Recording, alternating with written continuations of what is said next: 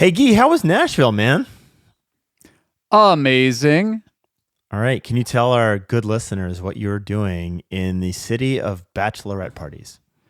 I was at the magnificent Clio Cloud Conference 2022, one of my not to be missed conferences at the Gaylord Opryland Resort. You ever been there? I have not.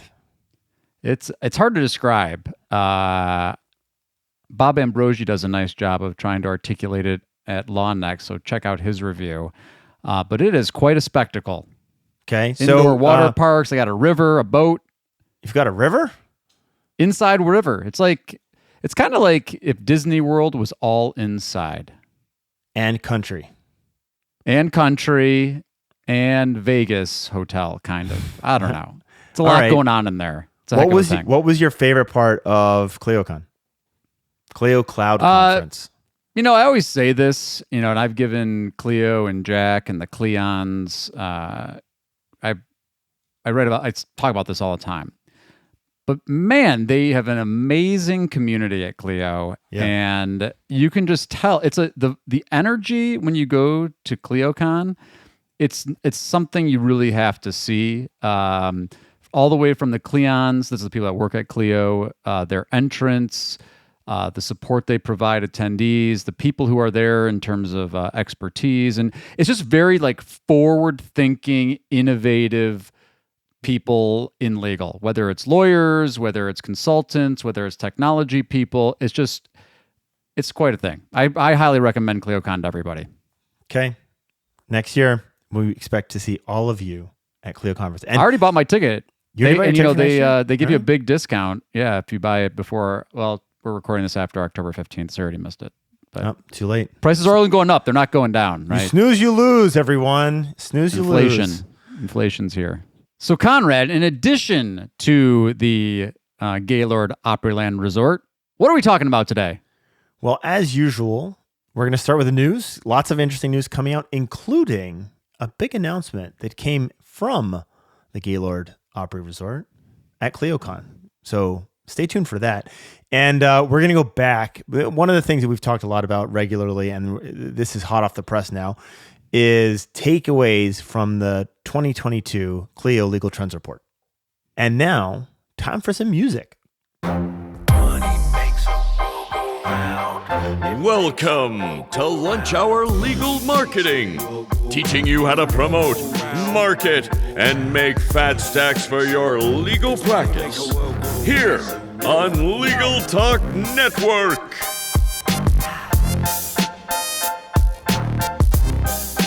Welcome to Lunch Hour Legal Marketing. It is time for the news.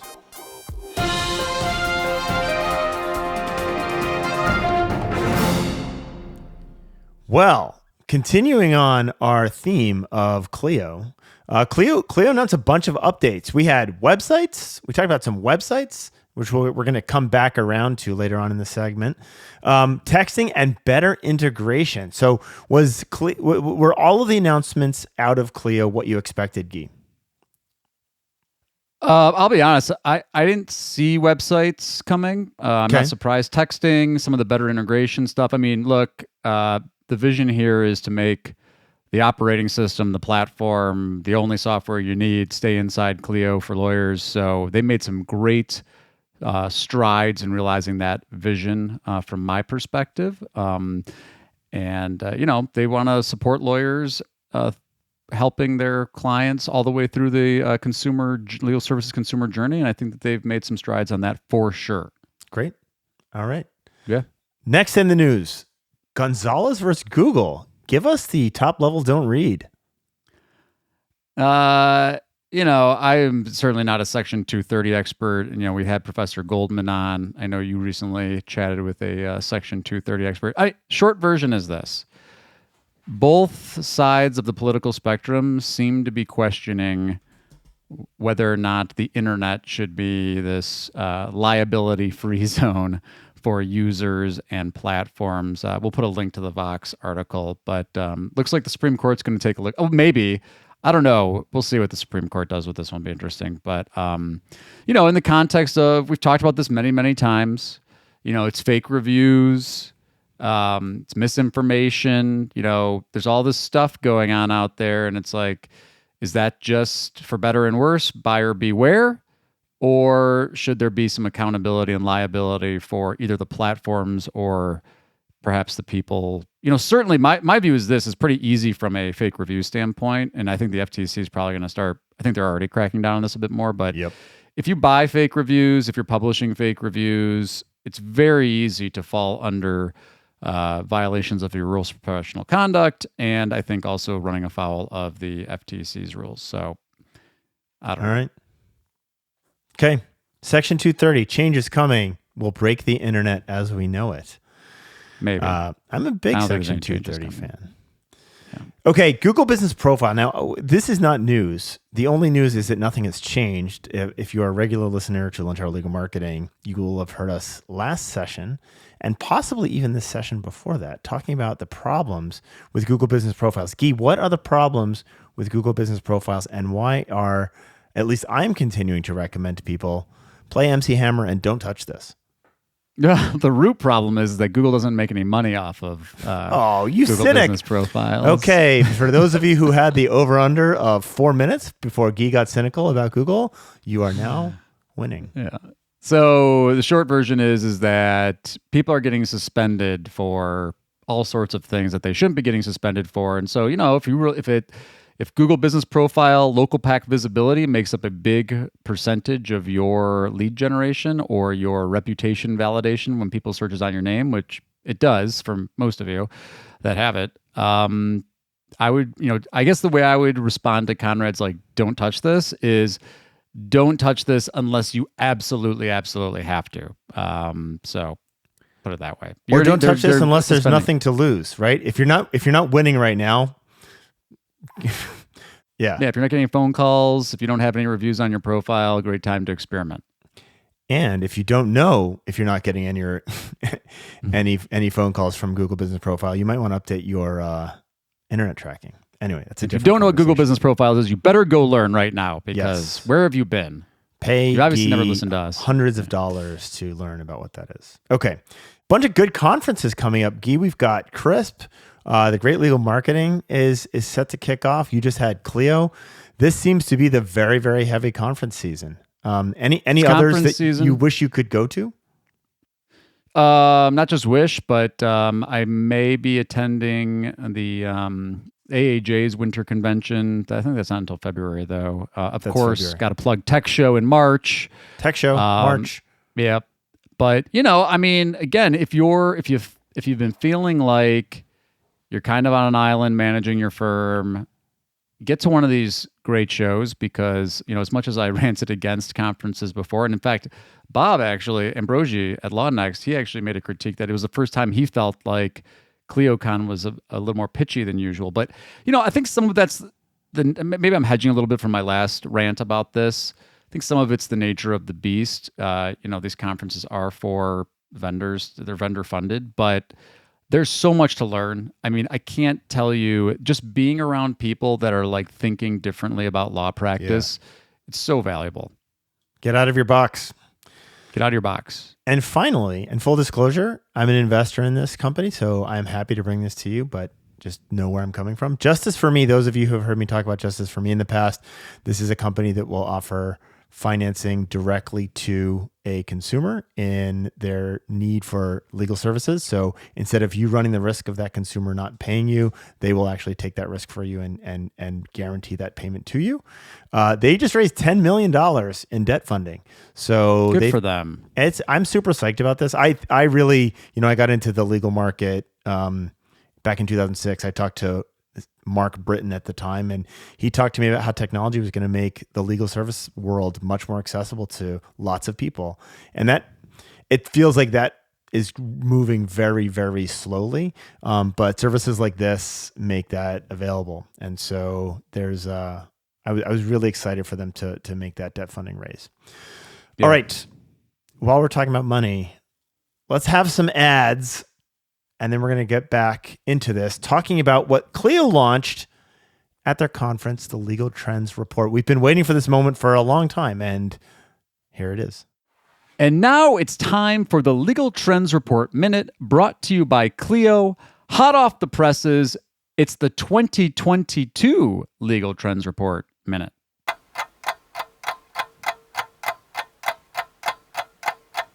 Here's a fact about lawyers who switched jobs in the last 12 months. 37% of them moved firms in pursuit of better work-life balance. Given the irregular schedules and long hours that lawyers often dedicate to their clients, it's no surprise that many are willing to leave in pursuit of a more manageable work life. The unfortunate result is that staff turnover can be incredibly disruptive for both you and your clients. You know, this is an interesting one. Again, so grateful for the Legal Trends Report in general. New edition. I think we'll even go deeper and have some more segments about. There's so much good stuff in there, so go get it. But yeah, lawyers are like a lot of other industries. Folks moving jobs and reprioritizing what's important to them. Late nights and long hours are not as important to folks as maybe they once were.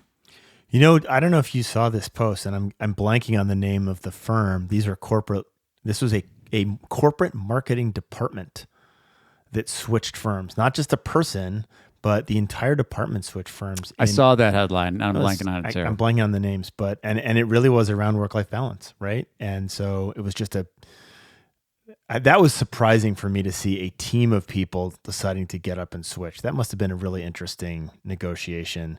And a bit of a shock, right?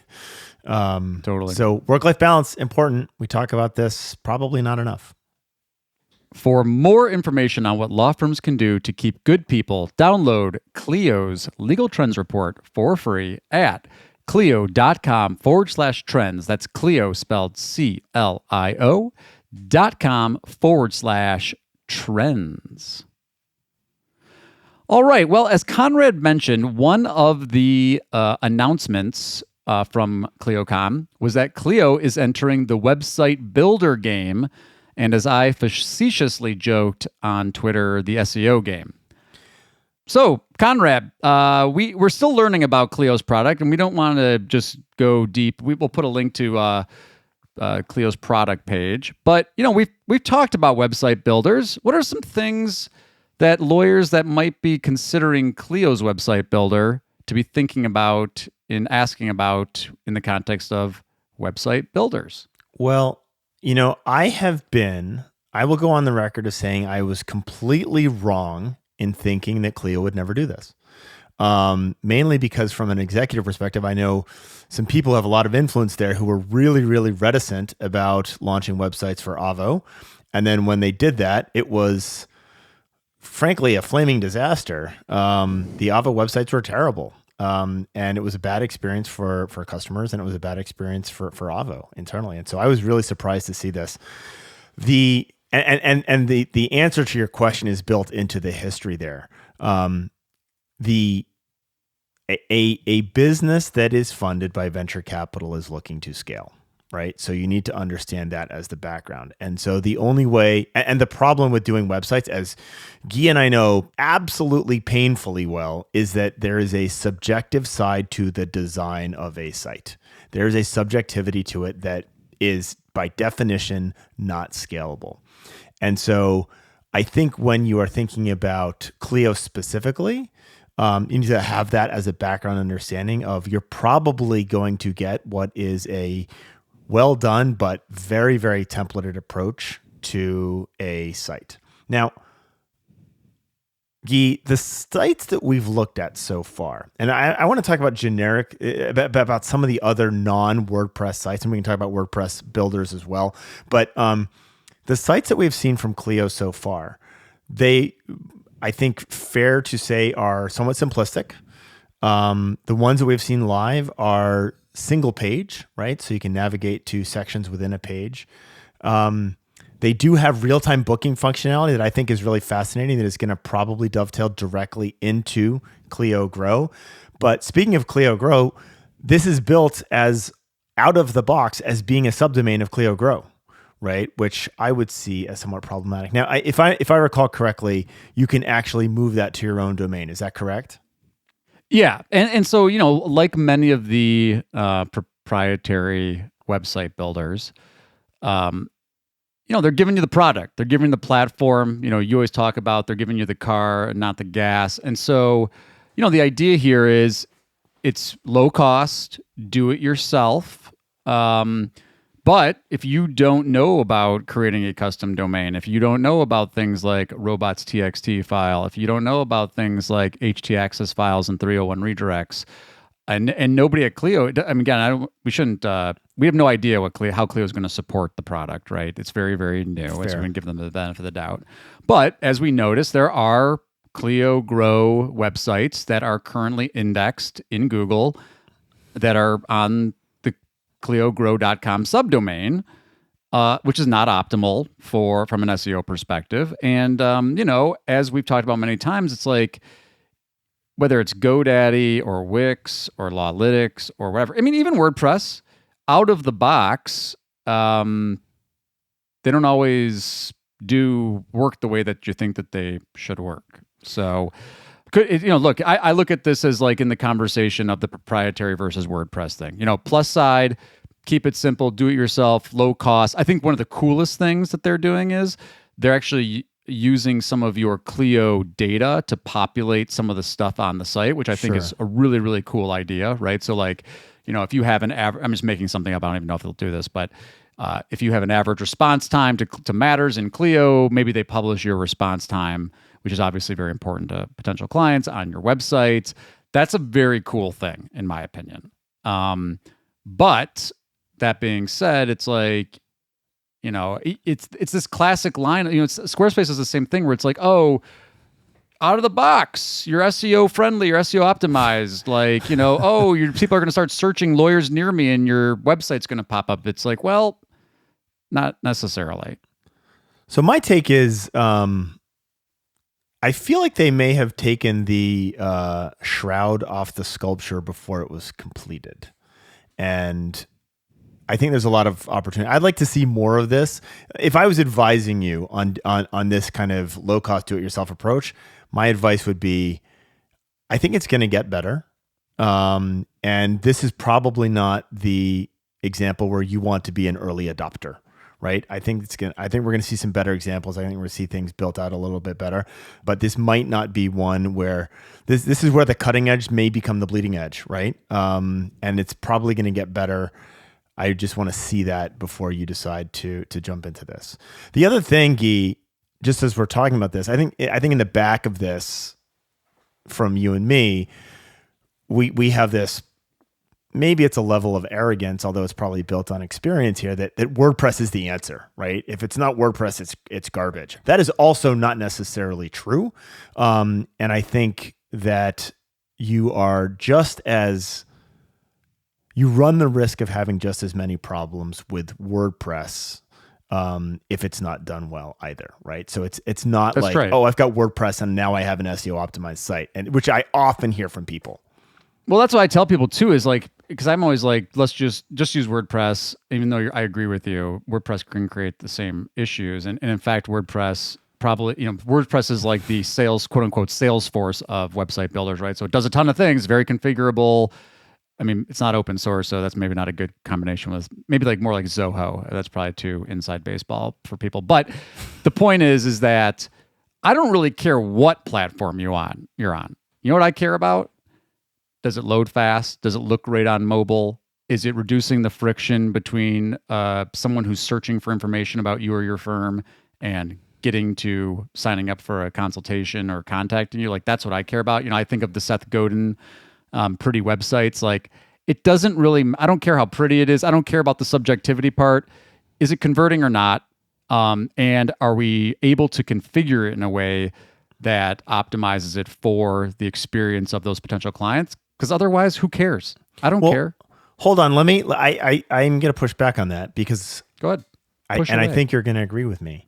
I think you do care if a law firm is beholden to a proprietary platform that they can't get away from without either great expense, technical effort, or starting over, right? That is problematic. That's massively problematic. And So I do think that is one of those cases where you find yourself on a platform that no one else can work on. You're stuck, right? Your vendor now owns your relationship and owns the site. And if you want to do things on that site that they're not interested in, like, go pound sand, buddy.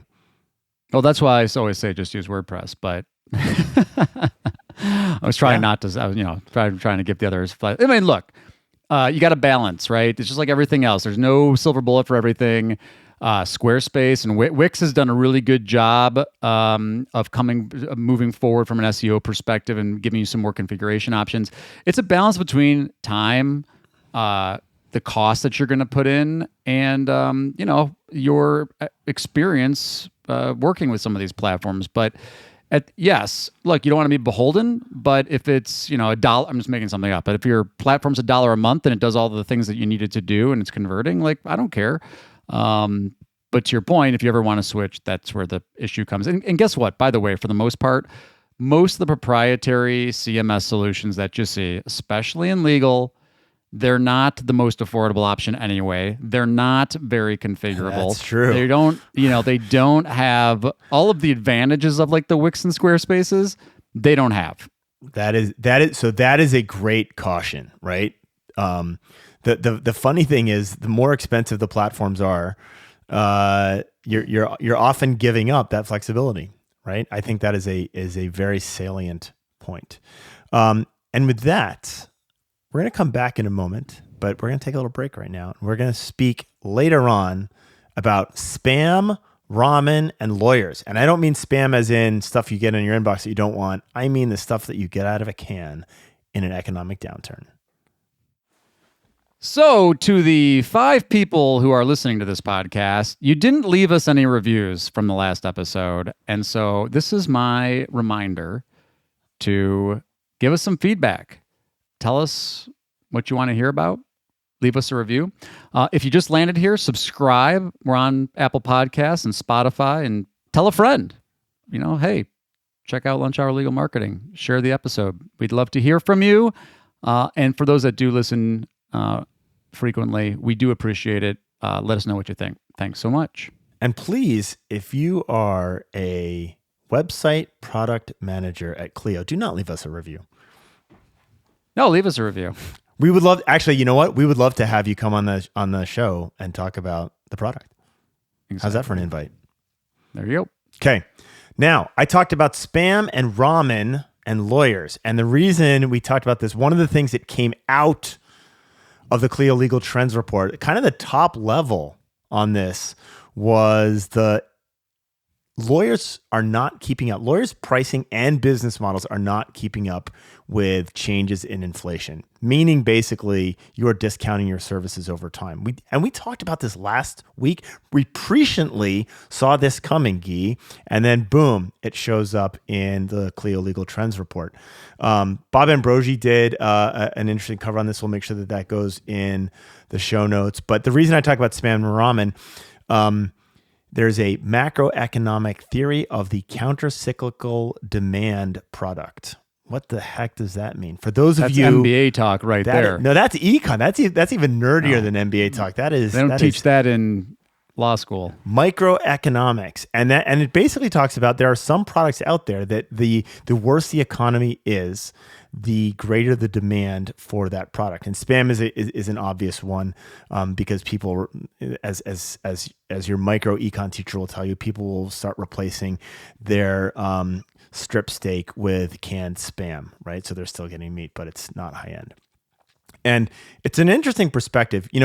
When we dealt with the economic downturn brought about by COVID, there was a downturn for legal because people weren't driving and getting in wrecks. People weren't driving drunk. The courts were closed, like nothing was happening. And so there was kind of this reduction.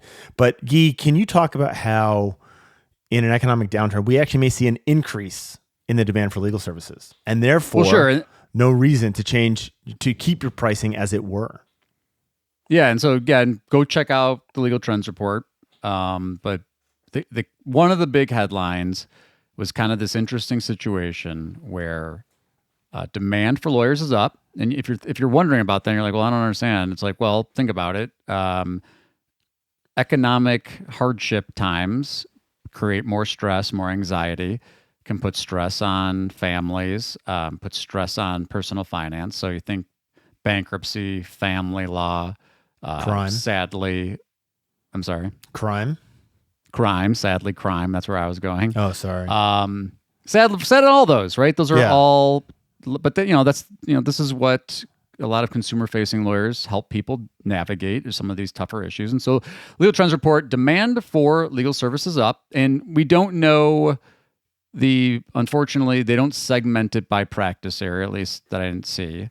So we don't know specifically which segments are particularly up. But the pricing is not keeping pace. So lawyers they're not raising their hourly rates. They're to a large extent still, even though legal services and consumers want this, they're not changing their pricing models. And the short answer is that the way I look at it is this: look, things get more expensive if you don't address the pricing issue. At best, it's cutting a little bit into your margin, but eventually there's an inflection point where like you're not keeping up with being able to like pay your bills, right? Or do a great job for your clients, right? Right.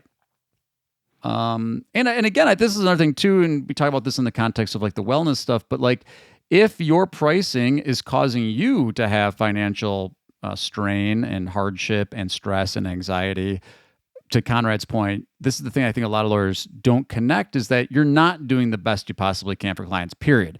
And I would talk to lawyers all the time, and they're like, lawyers are outside of this. Like, we just do great for clients no matter what. And I'm like, you know what?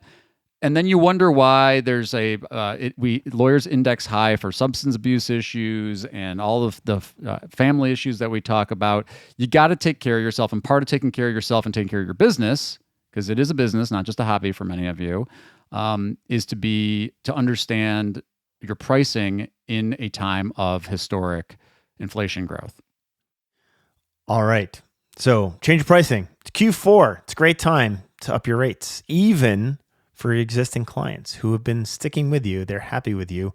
Great time to up your rates. Q4. Okay. The other things that came out of the Legal Trends report from Clio that I was really excited, because I made a promise during the last podcast that in the top 3 things that people care about when they are hiring a lawyer was going to be responsiveness. The responsiveness of the lawyer being in the top 3. Guy, was I right? You were. Number 3, responsiveness. And again, we covered responsiveness. The expectations around speed and responsiveness are only getting higher. So go back and listen to our conversation around sales velocity if you're wondering what we mean by responsiveness. But that's the last podcast episode. Go back and listen to that. What was number 1 and 2, Guy?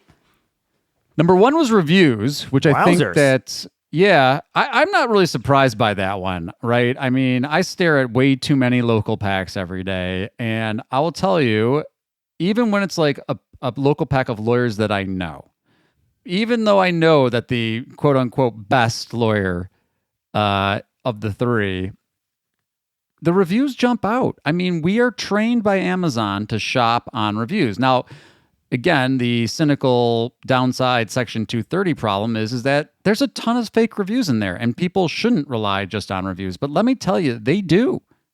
Every study Google does, every study Amazon does, it always comes back. The reviews, people are using reviews as a big part of the equation in making these decisions. Yeah.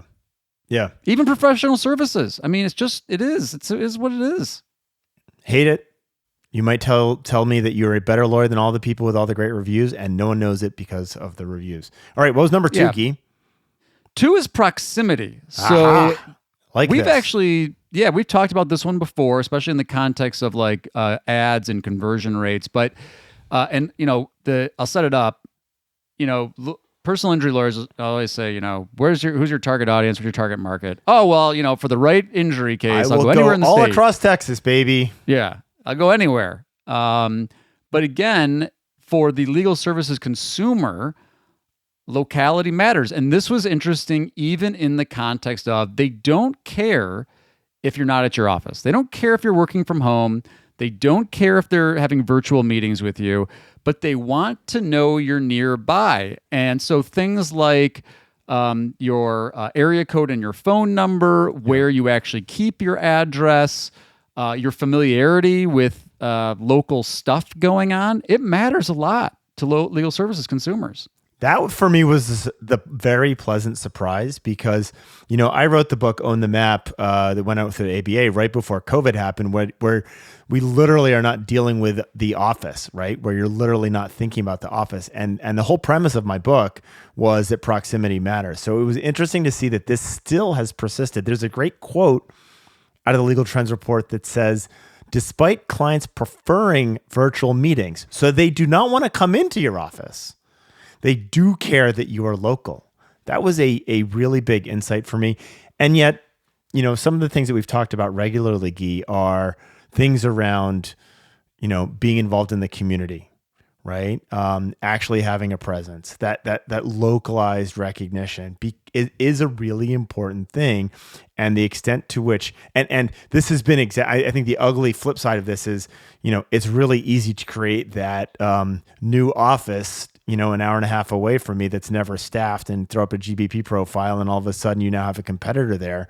What can you do as the real local business to insulate yourself from losing clients to those offices that really are just the skeletons? I think that is the flip side of this.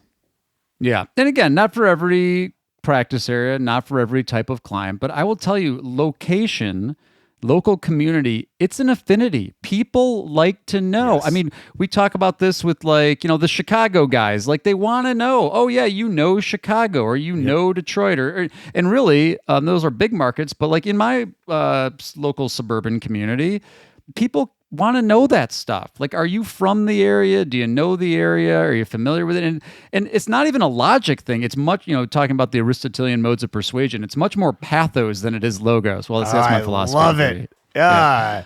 Guy's philosophy degree, making an entrance at Lunch Hour Legal Marketing. It's an emotional connection that, and again, lawyers don't think about this, right? Because it's like, well, I have the most experience. I'm the only lawyer who does this. I'm the hardest fighter.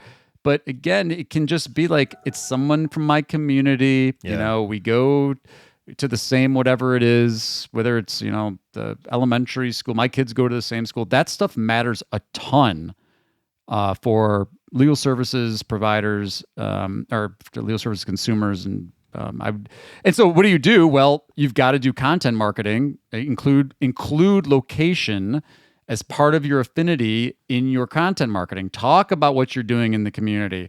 Talk about your knowledge. Talk about the places you like to eat. Talk about the events that are going on, because that's going to resonate with those local consumers. Yeah, absolutely. The number 4 was interesting to me. We're gonna talk through number 4 because I feel like there's a lot of resistance to this. And we talked about, upping your hourly rates. But number 4 was billing type. What the business model you are employing. Are you charging hourly? Clients really seem to want and expect options beyond that hourly rate. And yet there has been a digging in of the heels among the legal community to do that. So I think the demand that you're seeing from clients or what they're valuing is a different model by and large of what many of you are serving up. Yeah, I think that might be an opportunity for a future episode on different business models. We've touched on it in the past, but it's obviously a big thing.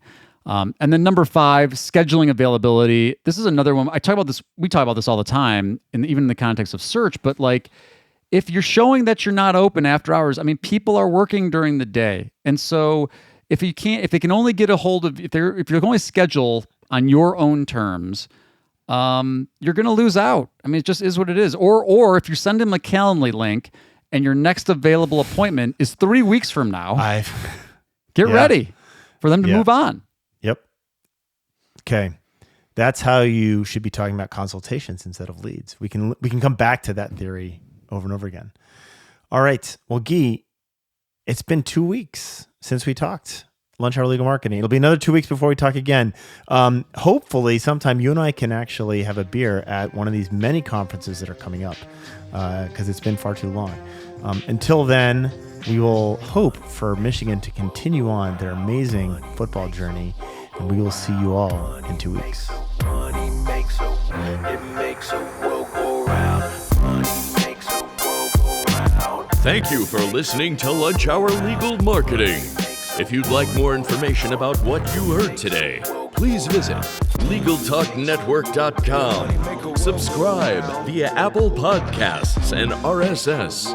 Follow Legal Talk Network on Twitter, Facebook, LinkedIn, and Instagram.